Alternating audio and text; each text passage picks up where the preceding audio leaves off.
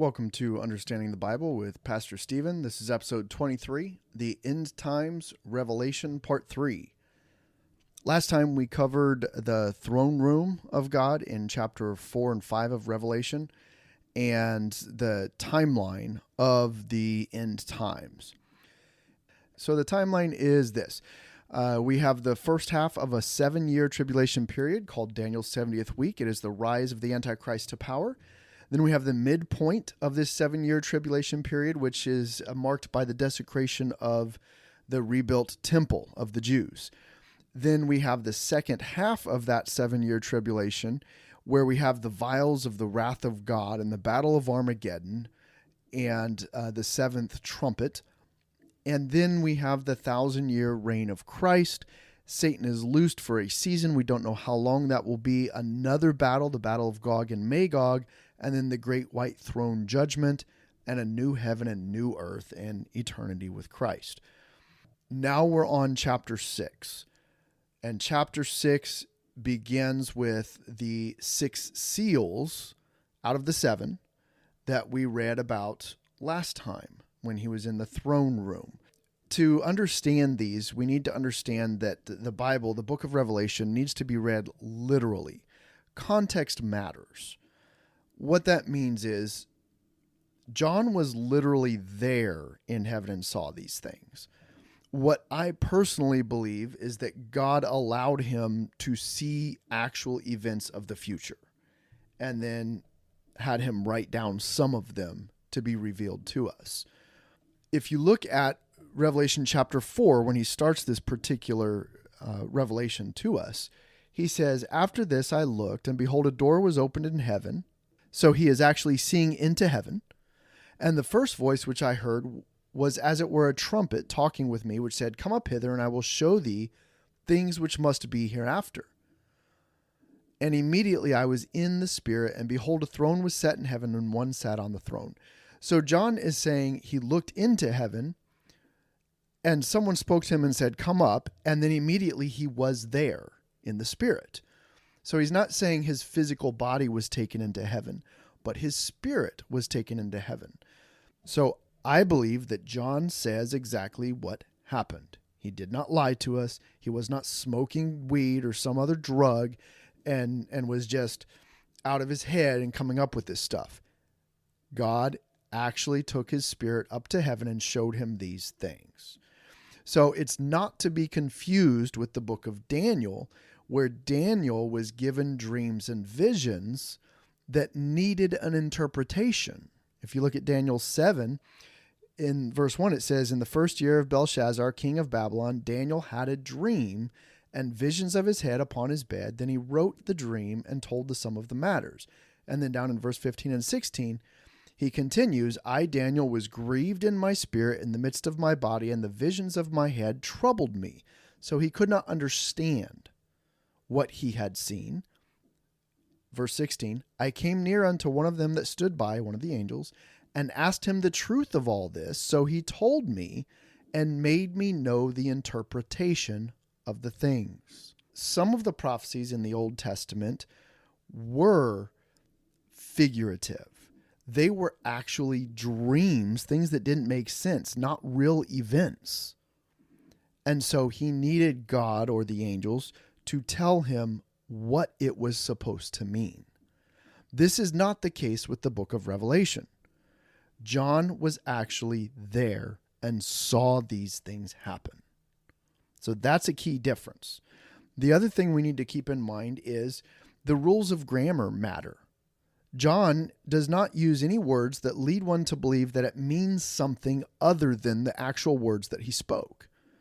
For instance, Jesus himself said in Matthew 13:18, "Hear ye therefore the parable of the sower." Now, if you look up the definition of the word parable, it's an actual earthly story that makes sense to us using common modern day terms that is fake, a made-up story with a heavenly meaning. So Jesus, when he spoke, clearly said, "Hey, this is figurative. It means something other than what I'm telling you about." So he talked about seeds, and then he explains what he meant by it later. that he meant it was the word of God, the gospel going out into the world. That's what the seeds were, and some of them grew and some didn't, okay? So he's talking about a parable. That's a grammar tool that he used. If you look at Revelation 1, verse 14 and 15, John himself used a grammar tool where he didn't mean exactly what he said. He said, his head and his hairs were white like wool, as white as snow. And his eyes were as a flame of fire, and his feet like unto fine brass, as if they burned in a furnace, and his voice as the sound of many waters. So he's telling you, I do not see wool on this guy's head. I do not see snow on this guy's head. But it's like, or it's as that. Anybody know what grammar tool uses like or as in the English language? It's called a simile. So there you have it. You can tell by the context of the verses up to and including and after the words that he uses, whether or not he's using a specific grammar tool. So we can see that chapter 6 is literal. He saw actual things. And nowhere does it give us an interpretation as if it is something other than what he saw. So we have to take these literally. All right. Now you'll hear a lot of people come up with different things for them, that each thing is a symbol or an age, or it represents a certain idea. And in my opinion, that is blasphemy. You are saying God didn't mean what he said. He told John to write down something that he did not intend, to intentionally mislead you and make you have to come up with a meaning for it. That is not the way God works. But you will hear lots of people preach different things about what they think these mean. My interpretation is going to be literal. So I will tell you, he means what he says. All right, let's get into this. So the first seal is a revelation of a powerful leader. Revelation 6, verse 1 and 2. And I saw when the Lamb opened one of the seals, and I heard as it were the noise of thunder, one of the four beasts saying, Come and see. And I saw and behold a white horse. And he that sat on him had a bow, and a crown was given unto him, and he went forth conquering and to conquer. Now remember, the Lamb is Jesus Christ, opening this book with the seals. These seals are judgments from God. Jesus Christ is releasing these judgments. Each of these horsemen give terrible things that happen on the earth. It would not make sense for this first one to be a good thing, to be the gospel message or Jesus Christ. Or Jesus would have said, this is me riding this white horse. So you have to be very cautious about comparing these things and making up things that do not fit the context. So this, in the context of judgment and in the context of the other three horses that are bringing terrible things down to the earth, it would make sense that the horse with a person sitting on it who is conquering is some powerful leader that is conquering the earth. That fits with what we know about the 7-year tribulation, how the first 3.5 years is the rise of the Antichrist to power in the book of Daniel, which we've covered extensively, talking about how that happens and how the kingdom and the 10 kingdoms work together, and then the 3 kingdoms and the one that rises up above the others and so on. So this could very well be the Antichrist is the first seal, the first judgment. Now, it doesn't give an explanation, so I don't know, but we do know that this is a powerful leader that is conquering the nations. Frank Peretti did a very good book series, Piercing the Darkness, on what I believe is happening here is you have real world events happening, like the rise of the Antichrist, and then you have behind the scenes in the spiritual realm a demon or possibly an angel directly from God who is riding this horse who is causing these things to happen. And I do believe that this horseman is actually a real entity, not just symbolizing the Antichrist. I think they both happen at the same time. Now, I did want to bring some quick clarification in regards to the bow, what he carries here. The word bow comes from the ancient Greek toxon, in Koine Greek, and that comes from the root toxatai, which means archer. And that is from the ancient Greek or Byzantine archers that were armed with a bow and arrows and a short sword. That comes from a further word, which is hippotoxatai, which meant mounted archer. The history of this is some of these archers would dip their arrows in poison. And when you shorten it, instead of saying mounted archers that carry bows and arrows dipped in poison, they would just say the hippotoxatai. And then it has been shortened where they would just say toxon. And of course, you can see how we got the word toxin, poison, from the etymology of this word. Now, the secondary definition of this is a cloth or linen, possibly a symbol of power, like a tribe or something like the Scottish kilt, the flyplaid, which is a shoulder piece to symbolize their tribe or position or power and authority. Okay. There is another Greek word for fabric, which is diathrose. So I don't think it's referring to the fabric, but just so you know, it could be that. It's definitely not the word rainbow, because that's in the Greek, that's the word iris, which is where we get the word iris. So there's a lot that could go into this. The point is we don't know, but we do know that there is conquering of the nations going on during this time, and that God has sent out this horseman of the apocalypse, if you will, this first one that is behind the scenes causing these things to happen. All right, so that's the first seal. The second seal is wars. Revelation 6, verse 3 and 4. And when he had opened the second seal, I heard the second beast say, "Come and see." And there went out another horse that was red, and power was given to him that sat thereon to take peace from the earth, and that they should kill one another, and there was given unto him a great sword.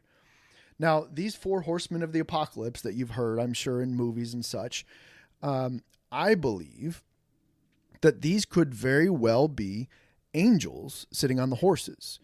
It is very clear that it is a specific entity that is given certain freedoms to do things on this earth.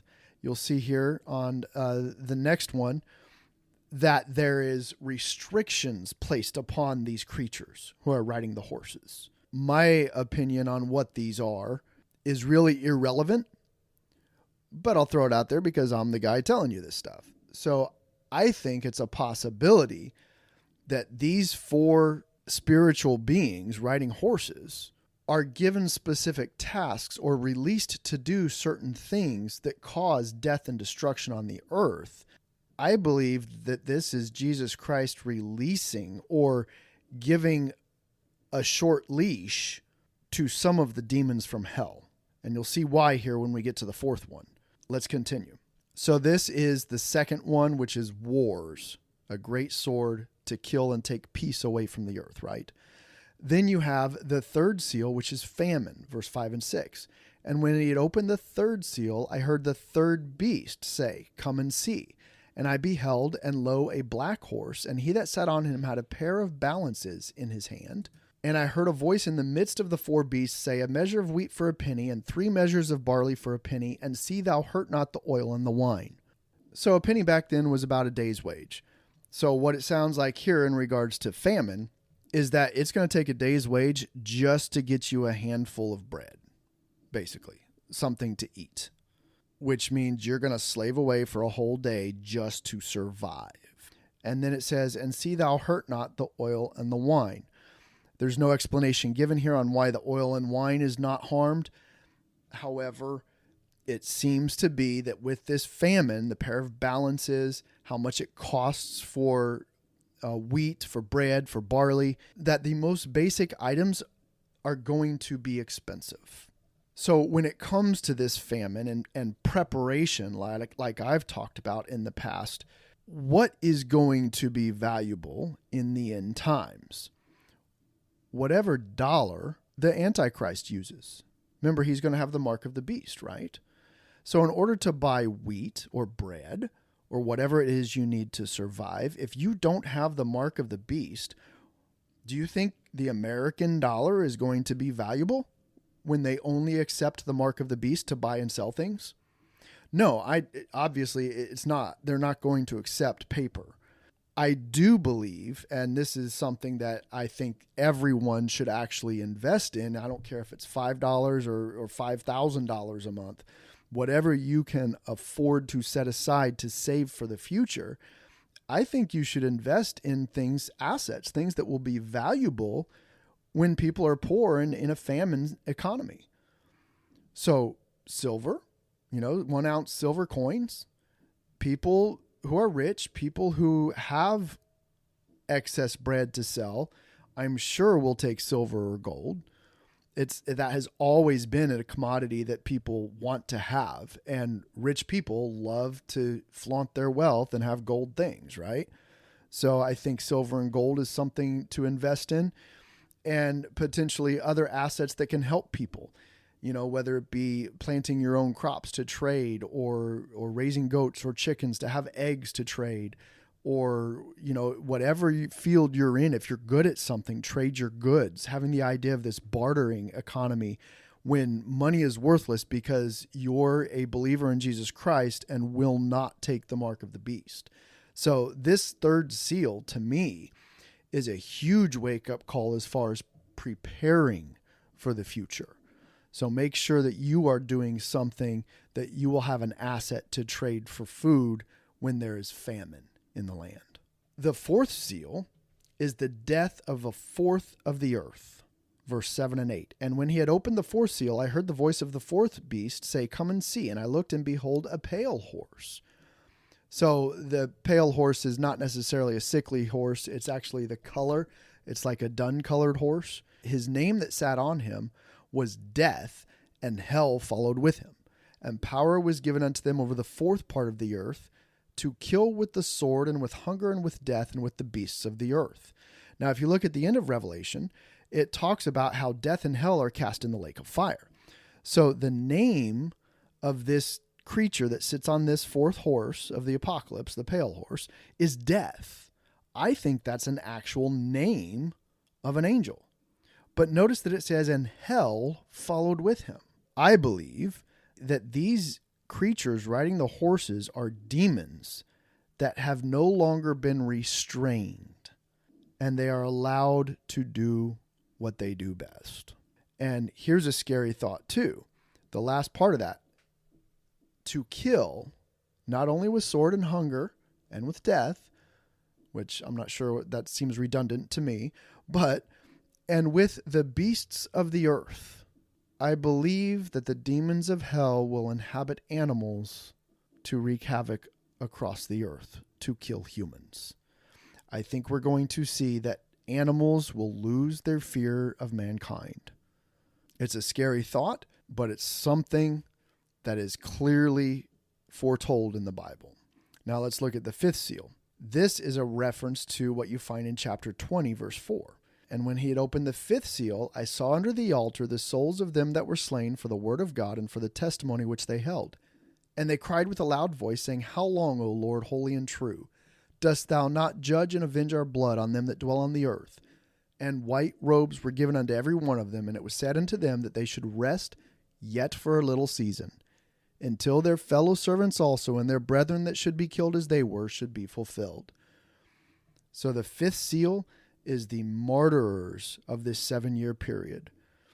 It is them as they are being beheaded and killed, crying out to God, please avenge us, for 7 long years.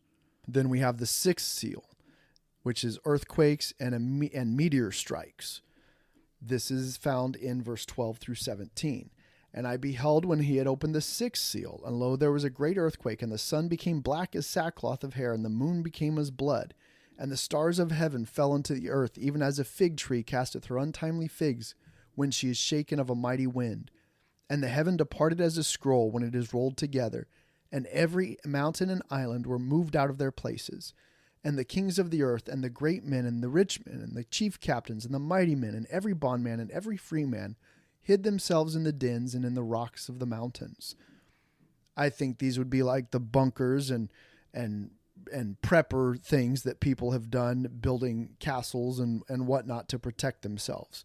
And you can just Google it or look at YouTube's or even watch some of the cable shows about extreme prepping and things like that. And people have actually built homes into mountains and such. And I think these rich people will go there to hide. And I think that this is probably a revelation of what the earth is looking like during nuclear war. That's, again, merely my opinion.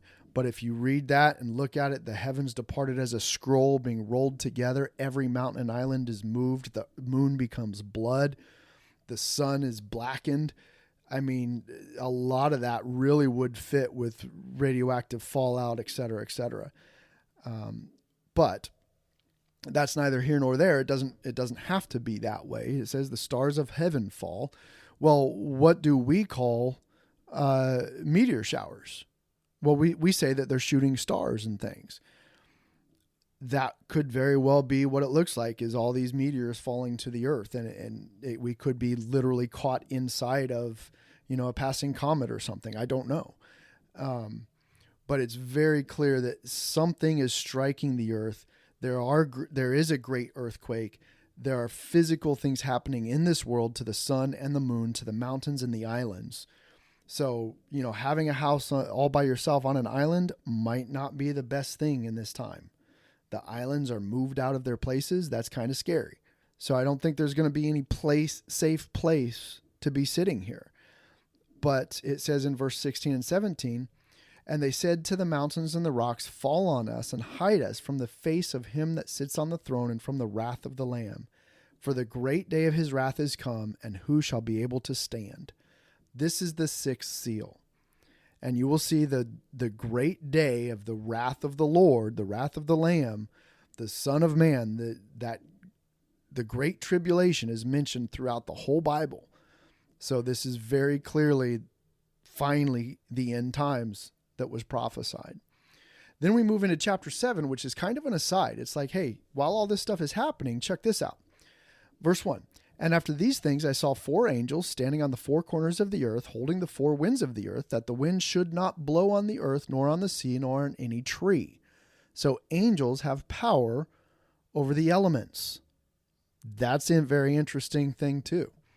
Verse 2, and I saw another angel ascending from the east, having the seal of the living God. And he cried with a loud voice to the 4 angels to whom it was given to hurt the earth and the sea, saying, hurt not the earth, neither the sea, nor the trees, till we have sealed the servants of our God in their foreheads. And I heard the number of them which were sealed, and there were sealed 144,000 of all the tribes of the children of Israel. Of the tribe of Judah were sealed 12,000. Of the tribe of Reuben were sealed 12,000. Of the tribe of Gad were sealed 12,000. Of the tribe of Asher were sealed 12,000. Of the tribe of Naphtali were sealed 12,000. Of the tribe of Manasseh were sealed 12,000. Of the tribe of Simeon were sealed 12,000. Of the tribe of Levi were sealed 12,000. Of the tribe of Issachar were sealed 12,000. Of the tribe of Zebulun were sealed 12,000. Of the tribe of Joseph were sealed 12,000. Of the tribe of Benjamin were sealed 12,000. Now this is very interesting, and a lot of people will find fault with this. There are 12 tribes listed, but Dan is not listed. How do we get 12 tribes if one of the tribes is missing? All right, so check it out. You may not have known this, but there were actually 13 tribes of Israel. Joseph's 2 sons, Ephraim and Manasseh, each got an equal portion of the tribes of Israel. Genesis chapter 48. So that brings the 12 nations. Joseph, if you count him, while Ephraim and Manasseh were in place of Joseph. So he became 2 tribes. Now you got 13. Okay. Manasseh is listed here in Revelations, as is Joseph, which means that the tribe of Ephraim is being given the firstborn blessing, being called Joseph, the tribe of Joseph, even though Ephraim was not the firstborn. So if you read Genesis 48, verse 17 through 19, and when Joseph saw that his father laid his right hand to give him a blessing upon the hand of Ephraim, it displeased him, and he held up his father's hand to remove it from Ephraim's head unto Manasseh's head. And Joseph said to his father, not so, my father, for this is the firstborn. Put your right hand upon his head, Manasseh. And his father refused and said, I know, I know it, my son, I know it. He also shall become a people, and he also shall be great. But truly his younger brother shall be greater than he, and his seed shall become a multitude of nations. So Joseph was actually given a double blessing.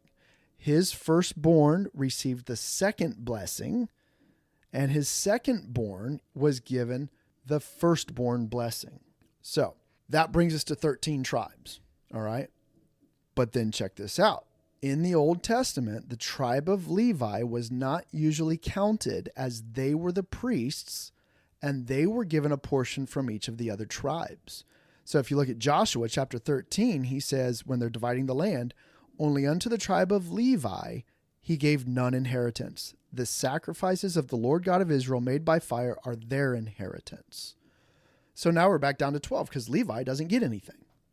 Okay, that's why you hear different names about the tribes of Israel, because there's actually 13, but Levi's not usually listed. Sometimes Joseph is listed, and sometimes his two sons are listed instead of him. So you'll see different names, and don't let that concern you. There's actually a reason for it, all right? And then you have the tribe of Dan not being listed here in Revelation, possibly due to their idolatry. So Dan's historical embrace of idolatry and immorality could very well have led them to a disqualification of this sealing of the 12,000 of each tribe. Now, it's not to say that they're no longer a tribe of Israel, but here in Revelation, the tribe of Dan is not sealed. They are not protected. The sealing of God protects them from being able to be put to death. Another theory about the tribe of Dan not being listed here is that the Antichrist could potentially come from the tribe of Dan, and you'll see in Jeremiah, Deuteronomy, and Genesis some allusion to that fact or that possibility. That could be why Dan is not listed, a combination of those reasons. Nowhere in the Bible does it explain. Remember, I'll always be honest with you if I don't know something about the Bible. So that's very clear that we don't know. We're making assumptions here. Regardless, God knows the lineage of everyone that is currently on the earth. And he knows whether someone is descended from one of these 12 sons of Jacob. This list is very clearly a real list of actual people from each of these 12 tribes that are listed. And these tribes, again, are Judah, Reuben, Gad, Asher, Naphtali, Manasseh and Joseph. Remember, Manasseh and Ephraim were Joseph's two sons. Simeon, Levi, even though the tribe of Levi is not normally listed because they had no inheritance in the Old Testament, but God could have them listed here in Revelation as a replacement for the tribe of Dan. Then you have Issachar, Zebulun, and Benjamin for a total of 12 here. 12,000 from each of these 12 tribes is 144,000 sealed. And these are witnesses who cannot be killed by the Antichrist. So this is not a reference to people being in heaven. This is merely a reference to people who are protected during the tribulation period. All right.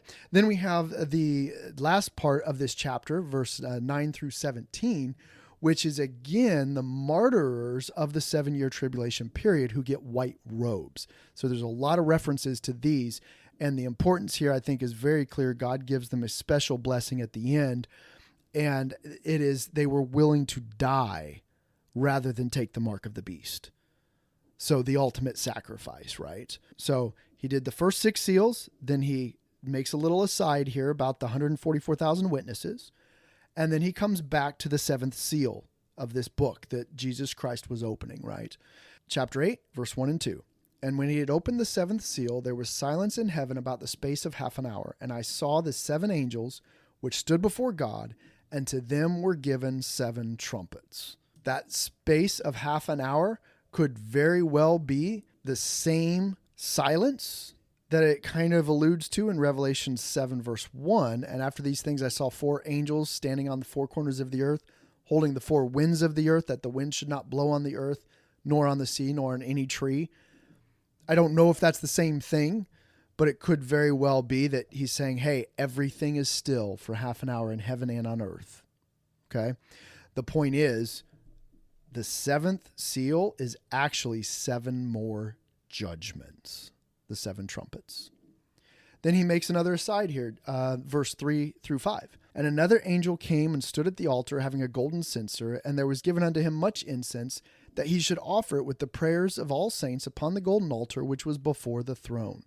And the smoke of the incense which came with the prayers of the saints ascended up before God out of the angel's hand. And the angel took the censer and filled it with fire of the altar and cast it into the earth. And there were voices and thunderings and lightnings and an earthquake. Now, I have no idea what that means, but something from heaven is thrown to the earth that causes some tragedy and some crazy loudness. Then we have verse 6. And the 7 angels which had the 7 trumpets prepared themselves to sound. We'll cover the trumpets next week. If you have any questions, shoot me an email, angrypatriot42@yahoo.com. And until next week, may God bless you.